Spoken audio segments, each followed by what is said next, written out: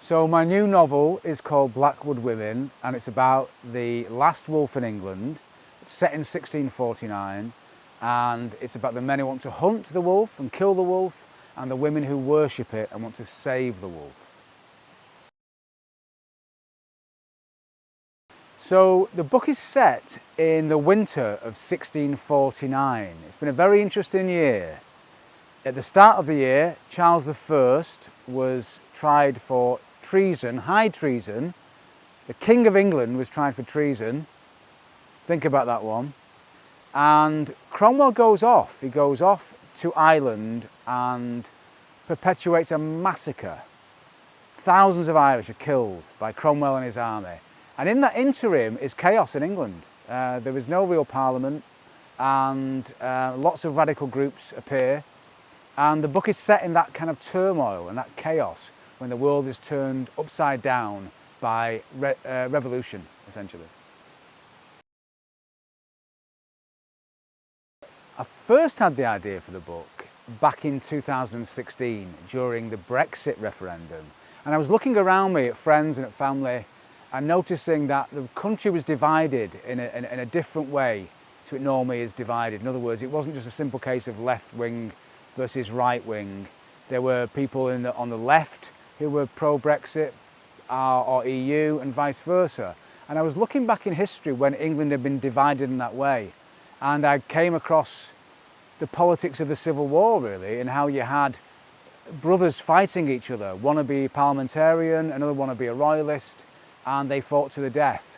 And it just intrigued me, really, to use that as an analogue for what was happening then. But then as I got into that, I started looking at the environment of England, and I became interested in the ecology and yeah, wolves, essentially, really. So the history of wolves in England is an interesting one because we can say when the last wolf in Scotland was hunted down. We can also say in Wales and in Ireland when the last wolf was killed. Nobody knows when the last wolf in England was killed. There are various theories, there are various stories. So for a writer, that opens up a gap that I can fill with my story, basically. So in my story, it's set in 1649, and that's when the last wolf is roaming the woods of the north of England.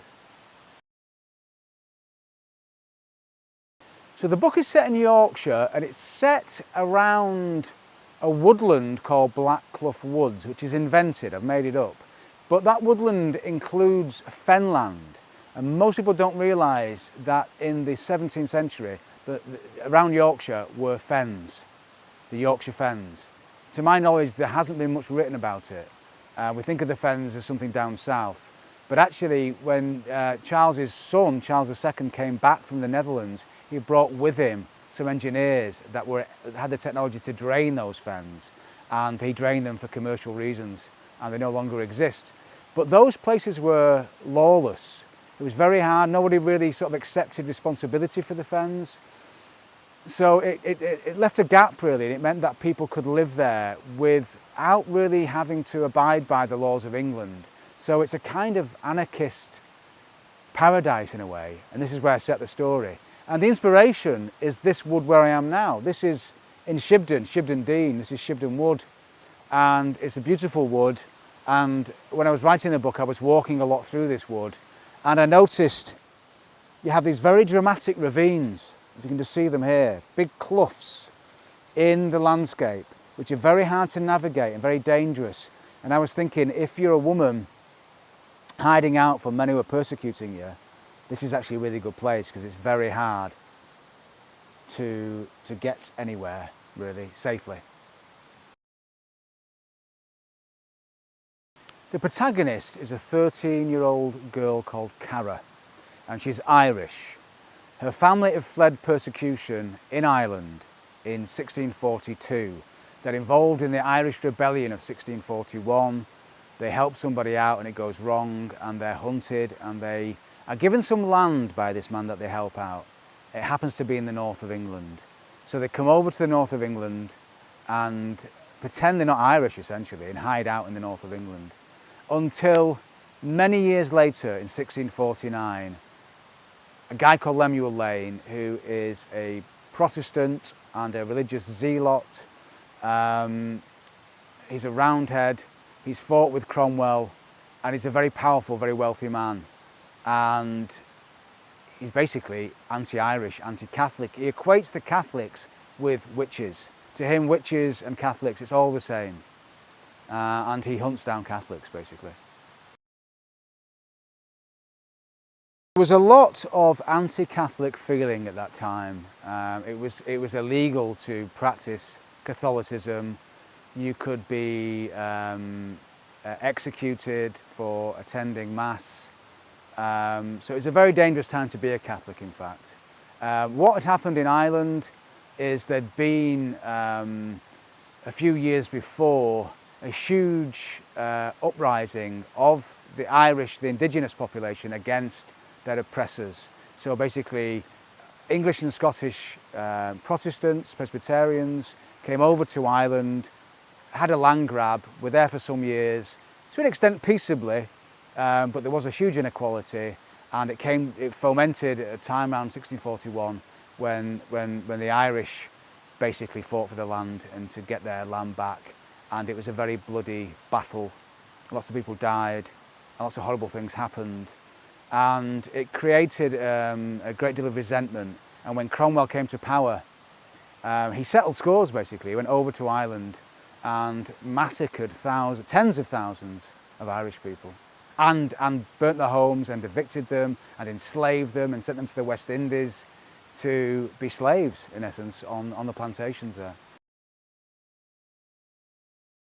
Well, I know that my mother's family were Irish. My mother's father came from Ballina in County Mayo when he was 15, and he, like lots of Irish people at that time, encountered racism.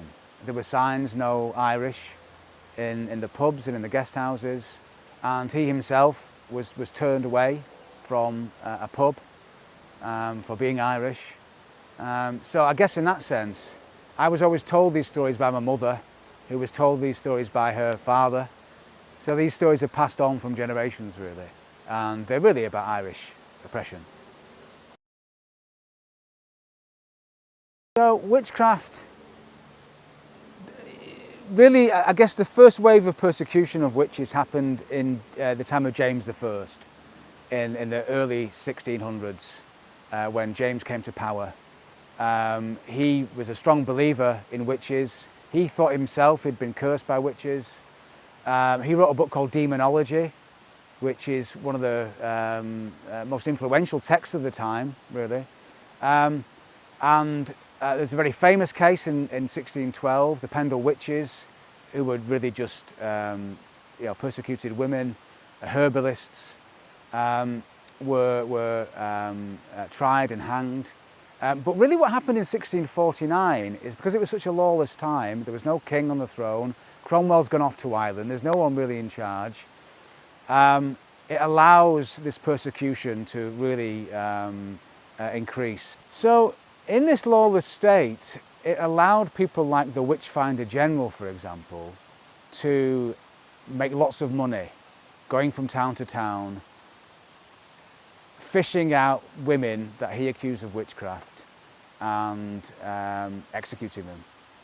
And he was one of several men who did this. They roamed the country, preying on essentially poor women, who may have done things like practiced herbalism or other things which were seen as suspicious.